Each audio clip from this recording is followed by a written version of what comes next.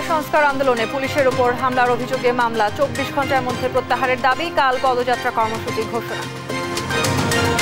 Pension ইস্যুতে আন্দোলনরত শিক্ষক প্রতিনিধি দলের সঙ্গে ওবায়দুল কাদেরের বৈঠক, শিক্ষকদের বিভ্রান্তি দূর করা হয়েছে দাবি সেতুমন্ত্রীর। ভারী বৃষ্টির ২৪ ঘন্টা পরও রাজধানীর অনেক এলাকা পানি নিচে, সীমাহীন ভোগান্তিতে মানুষ, স্থায়ী সমাধান চান নিউ মার্কেটের ব্যবসায়ীরা।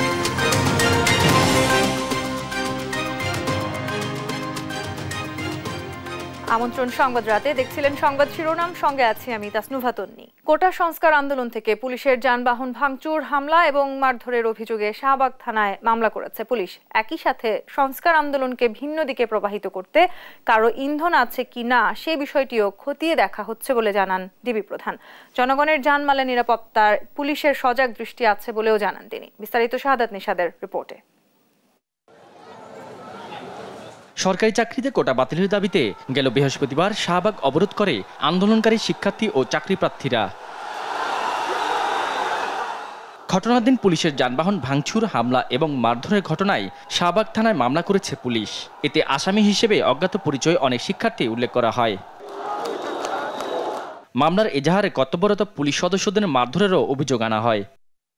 এদিকে মামলার বিষয়টি নিশ্চিত করে ডিবি প্রধান সাংবাদিকদের জানান, কোটা সংস্কার আন্দোলনকে ভিন্ন দিকে প্রবাহিত করতে শিক্ষার্থীদের মধ্যে অনুপ্রবেশকারী ঢুকে পড়েছে। গাড়িতে হামলা করে তারা ইল পাটকেট নিক্ষেপ করে, এবং আমরা তো ধরে নিতে পারি যে অনুপ্রবেশকারীরাই এই কাজটি করছে, নতুবা তারা ছাত্ররা তাদের ক্লাসে ফিরে যাবে। এ বিষয়ে আইন শৃঙ্খলা বাহিনী সজাগ রয়েছে বলেও মন্তব্য করেন ডিবি প্রধান। আমাদের ডিবির টিম এবং আমাদের থানা পুলিশ, বিভিন্ন পুলিশ কিন্তু কাজ করছে।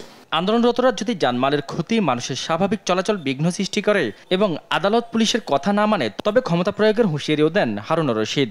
কোর্ট মানবে না, হাইকোর্ট মানবে না, তারা পুলিশের কথা মানবে না, তাহলে আমাদের করার কি আছে? আমাদের আইন শৃঙ্খলা বাহিনীর একটাই যৌক্তিক সমাধান হচ্ছে যে আইন আমাদেরকে যেটা ক্ষমতা দিচ্ছে আমরা সেটাই করব। সরকারি চাকরিতে কোটা সংস্কারের দাবিতে চলতি মাসের শুরু থেকে সড়ক, মহাসড়ক, রেলপথ অবরোধ করে বিক্ষোভ শুরু করেন শিক্ষার্থীরা। বাংলা ব্লকের নামে সপ্তাহব্যাপী এই কর্মসূচি পালন করে আসছিলেন আন্দোলনরত শিক্ষার্থীরা। শাহাদাত নিশাদ, দেশ টিভি, ঢাকা। কোটা সংস্কারের দাবিতে আগামীকাল গণপদযাত্রা এবং রাষ্ট্রপতি বরাবর স্মারকলিপি দেওয়ার ঘোষণা দিয়েছে বৈষম্য বিরোধী ছাত্র আন্দোলন। শনিবার বিকেলে ঢাকা বিশ্ববিদ্যালয় ক্যাম্পাসে এক ব্রিফিংয়ে অবিলম্বে শিক্ষার্থীদের বিরুদ্ধে করা মামলা প্রত্যাহারের দাবি জানান নেতারা। বলেন, ২৪ ঘন্টার মধ্যে মামলা প্রত্যাহার না হলে বৃহত্তর গণ আন্দোলন গড়ে তোলা হবে।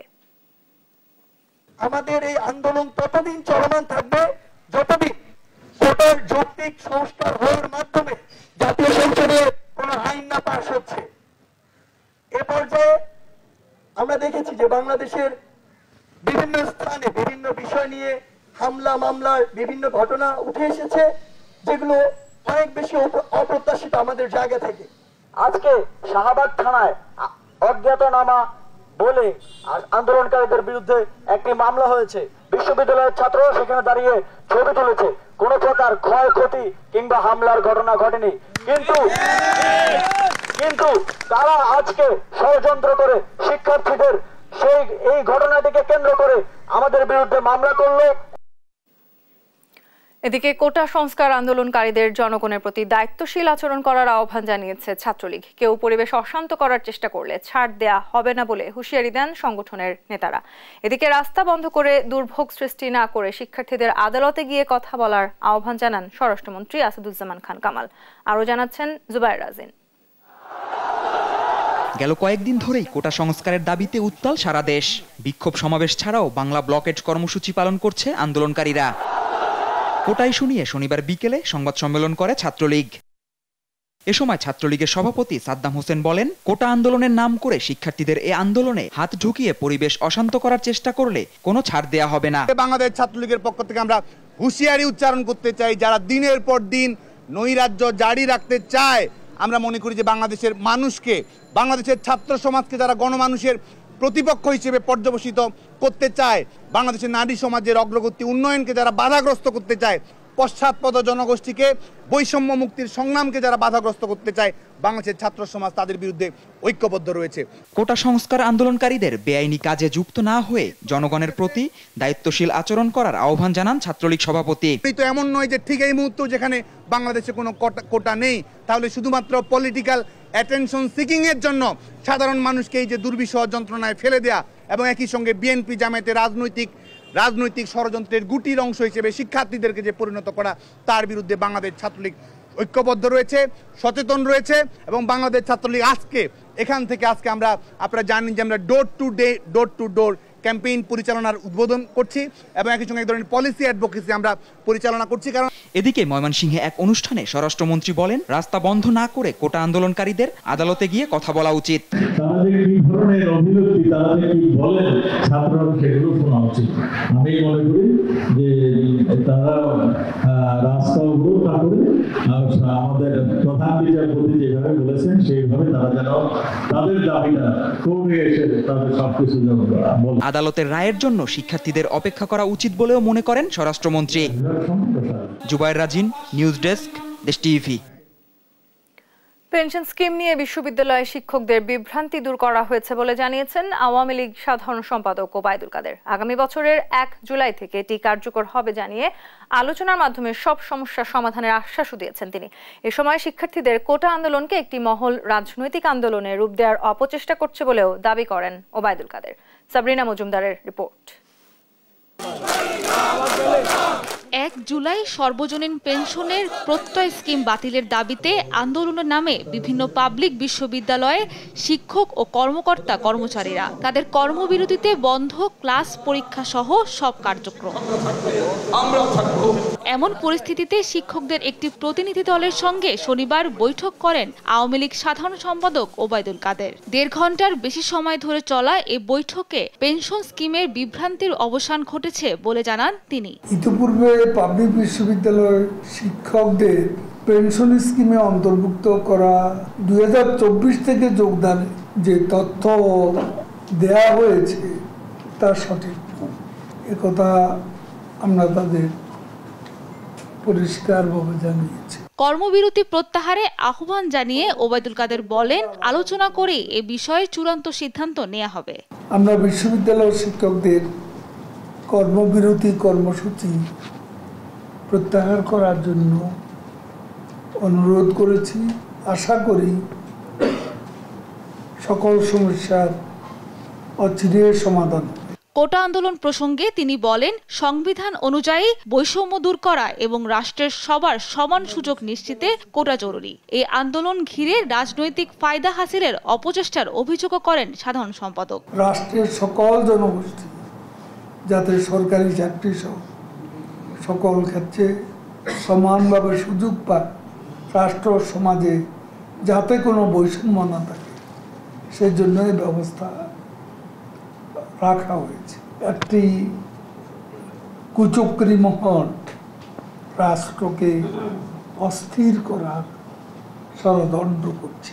আন্দোলনের নামে শিক্ষার্থীরা জনদুর্ভোগ সৃষ্টি করলে আইন অনুযায়ী ব্যবস্থা নেওয়ার হুঁশিয়ারিও দেন ওবায়দুল কাদের। আইন তার নিজস্ব গতিতে চলবে। সাবরিনা মজুমদার, দেশ টিভি, ঢাকা। দেখছেন সংবাদ রাত। রাজধানীর অনেক এলাকা থেকে এখনো নামেনি বৃষ্টির পানি। একদিন আগের ভারী বর্ষণে তলিয়ে যায় ঢাকার বেশিরভাগ এলাকা। মিরপুর, মোহাম্মদপুর, যাত্রাবাড়ি সহ পুরান ঢাকার বিভিন্ন এলাকায় এখনো জমে আছে পানি। চরম ভোগান্তিতে সাধারণ মানুষ। এদিকে জলাবদ্ধতায় ক্ষতিগ্রস্ত ব্যবসায়ীরা চান সমস্যার স্থায়ী সমাধান। বিস্তারিত জানাচ্ছেন আলিমুজ্জামান সাফওয়ান। এ চিত্র রাজধানীর পুরান ঢাকার বকশীবাজার এলাকার। জলাবদ্ধ সড়কটির এক পাশে দুটি শিক্ষা বোর্ড অফিস, অপর পাশে বুয়েটের হল ও আবাসিক এলাকা। শুধু সড়ক নয়, পুরো এলাকা তলিয়ে আছে পানিতে। এক প্রকার ঘরবন্দি এখানকার মানুষ। চাকা গাড়িগুলি সবই তোলা যায়, এত পরিমাণ পানি, পানি কোনো শেষ নেই। যেদিকে যায় সেদিকেই পানি, বেরোতে পারিনি বলতে গেলে, যার কারণে মানে না খাইয়ের মধ্যে আছে এক প্রকার। আমাদের দেখেন এই আদমনা পানি, এই লোড গাড়ি দিয়ে গাড়া গর্ত দিয়ে পানি দিয়ে যাই জানি আমরা। জলাবদ্ধতায় সড়কের খানাখন্দ দেখা না যাওয়ায় ঘটছে ছোট বড় দুর্ঘটনা। এতে চরম ভোগান্তিতে পড়তে হচ্ছে অনেককে। গাছটা কোন জায়গায় কিছুই দেখা যায় না, এই যে সাইকেল ডিউটিতে যাইতাছি গাতার ভিতরে পড়ে গেছে। সরকার বলেছে 2024 সালে আমরা মডেল বাংলাদেশ দেব, ওইটা কি আমরা মডেল বাংলাদেশ? সিটি কর্পোরেশন প্রতিনিয়ত ড্রেনেজ ব্যবস্থা উন্নয়নের দাবি করলেও বাস্তবতার সঙ্গে তার কোনো মিল নেই বলে ক্ষোভ জানান ভুক্তভোগীরা। উনি নগর ভবনে বৈশা যে এরকম কাজ করতেছে, বাস্তবে এটা দেখা দরকার। ঢাকা শিক্ষা বোর্ডের মতো একটা গুরুত্বপূর্ণ জায়গা পানির নিচে এখনো ভাসছে, মানুষজনের যাতায়াতের এই দুর্ভোগ, কিন্তু এর আসলে সমাধান কি? সরকারের যে বলতেছে যে উন্নয়নের জোয়ারে ভাইসা যাইতেছে, আমাদের এই বৃষ্টির পানির জোয়ারে ভাইসা যাইতেছে। কদিন পর তো রাস্তা খোদাই করে বড় বড় পাইপ ঢুকায়, পাইপ ঢুকানোর পরে পাইপ দেওয়ার পানি আর যায় না, ওরা লাগে যায় ঠিকই, পাইপ দেওয়ার পানি যায় না। এদিকে বৃষ্টিতে নিউ মার্কেট এলাকা থেকে পানি নেমে গেলেও ব্যবসা শুরু করতে পারেননি অনেক ব্যবসায়ী। বিভিন্ন মার্কেট বিপণী বিতানে পানি ঢুকে মালামাল নষ্ট হয়ে যাওয়ায় ক্ষতির মুখে তারা। এই যে সব বাদ, এগুলো আমাদের কোনো কাজে লাগবে না, আমাদের সম্পূর্ণ এই যে মনে করেন পুরো চালানি শেষ আমাদের। কালকে তো ম্যাক্সিমাম আপনার 4-5 লাখ টাকার মাল নষ্ট হয়ে গেছে, আর আজকে তো অবশ্যই আরো হবে। ভারী বৃষ্টিতে মাঝে মাঝে জলাবদ্ধতা সৃষ্টি হওয়ায় ক্ষোভ জানান অনেকে। এর স্থায়ী সমাধান চান ব্যবসায়ী নেতারা। তাপস ভাইয়ের কাছেও আমরা আশা করি যেন আমাদের এটা অতি তাড়াতাড়ি একটা সুন্দরভাবে কাজ হয়। আলিমুজ্জামান সাফওয়ান, দেশ টিভি, ঢাকা। বন্যা কবলিত এলাকা থেকে ধীরে ধীরে নামতে শুরু করেছে পানি, তবে পানি কমলেও আবাদি ফসল নষ্ট, কাঁচা পাকা সড়ক বিধ্বস্ত, নদী পাড়ে ভাঙন বৃদ্ধি সহ সুপেয় পানি ও খাবারের সংকট দেখা দিয়েছে। ভোগান্তিতে পড়েছেন বন্যা কবলিত লাখো মানুষ। আগামী কয়েকদিন ভারী বৃষ্টিপাতের পূর্বাভাস থাকায় পরিস্থিতি আবারও অবনতির আশঙ্কা করছে পানি উন্নয়ন বোর্ড। সহকর্মীদের পাঠানো তথ্যচিত্রে টুম্পা আফরোজের ডেস্ক রিপোর্ট। ধীরে ধীরে কমতে শুরু করেছে বন্যার পানি, এতে ফুটে উঠতে শুরু করেছে ক্ষয়ক্ষতি। নষ্ট হয়েছে ফসল, কাঁচা পাকা সড়ক ও নদী পাড়ে ভাঙন বৃদ্ধি সহ দুর্গত এলাকায় কর্মহীনদের মাঝে দেখা দিয়েছে তীব্র খাদ্য সংকট। লালমনিরহাটে বন্যার পানি নামলেও দুদফা বন্যায় জেলার 5 উপজেলার নিম্নাঞ্চল ও চরাঞ্চলে ক্ষতি হয়েছে অধিকাংশ কাঁচা সড়ক। এসব এলাকার কৃষকের বীজতলা সহ নষ্ট হয়েছে নানা ফসল। এরই মধ্যে শুরু হয়েছে নদী ভাঙন। এছাড়া পানি নিষ্কাশন ব্যবস্থা না থাকায় নিম্নাঞ্চলের অনেক এলাকায় সৃষ্টি হয়েছে জলাবদ্ধতা। আবাদগুলো নষ্ট হয়েছে, বাদাম উঠাইতে পারে নাই, তারপরে পানি বসার কারণে আবার নতুন করে ভাঙন শুরু হয়েছে। আমাদের নদী ভাঙন শুরু হয়ে গেছে এবং বাড়িঘর অনেক ভেঙে গেছে এবং এখনো ভাঙতেছে। বৃষ্টি কমায় জামালপুরে বন্যা পরিস্থিতির কিছুটা উন্নতি হয়েছে। 35 ইউনিয়নের পানিবন্দী লক্ষাধিক মানুষ এখনো শুকনো খাবার, বিশুদ্ধ পানি, শিশু খাদ্য ও গোখাদ্যের সংকটে রয়েছে। চাহিদার তুলনায় সরকারের ত্রাণ সহায়তাকে অপ্রতুল বলছেন বানভাসীরা।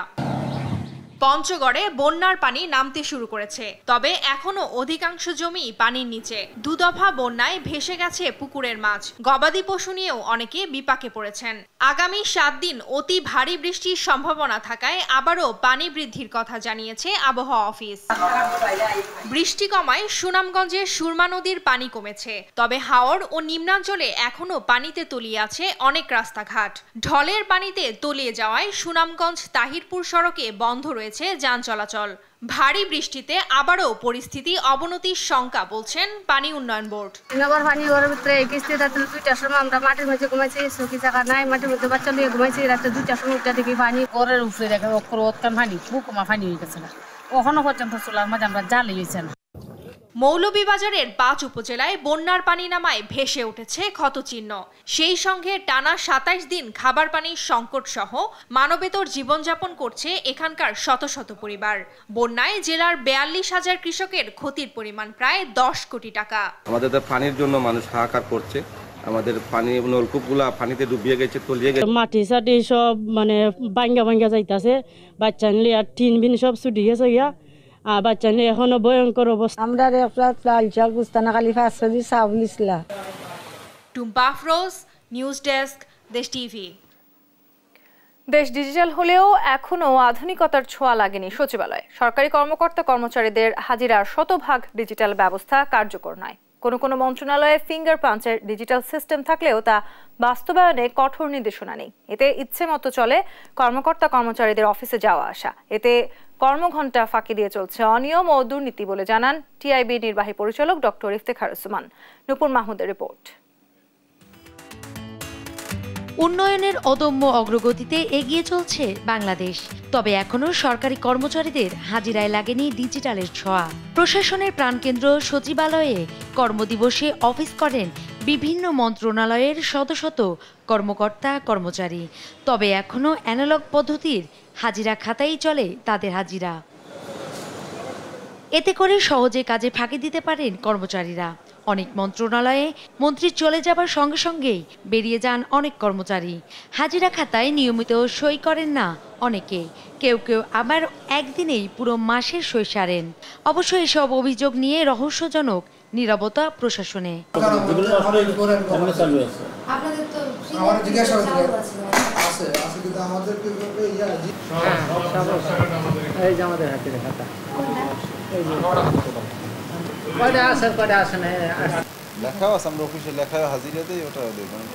সকালে সই করে যায়, বিকালে আমরা বের হয়ে আসার সময় আবার ফিঙ্গারপ্রিন্ট দিয়ে বেরোই।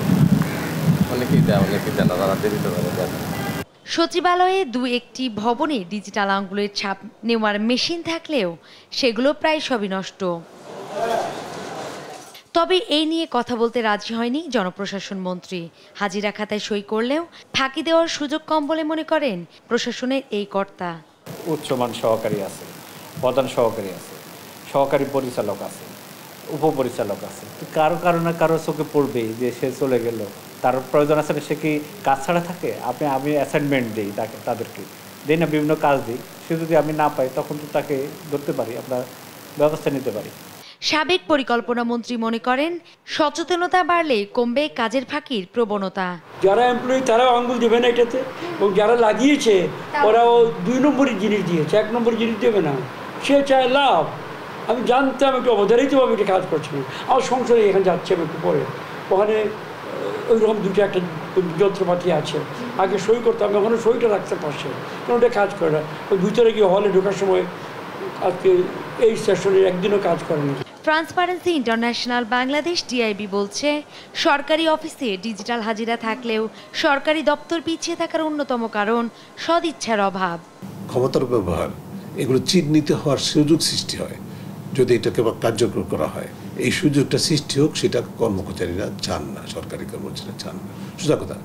সেই কারণে এটা লঙ্ঘিত হচ্ছে। যতই বলা হোক না কেন, এটা তারা মানতে রাজি না, এবং এটা না মানে প্রতিপালন না করেও তারা পার পেয়ে যান। কেবল সচিবালয়ই নয়, অফিসে ফাঁকিবাজি কমাতে সরকারি সব প্রতিষ্ঠানে ডিজিটাল হাজিরা চালু এখন সময়ের দাবি বলে মনে করেন টিআইবি। নূপুর মাহমুদ, দেশ টিভি, ঢাকা। দেখছেন সংবাদ রাত।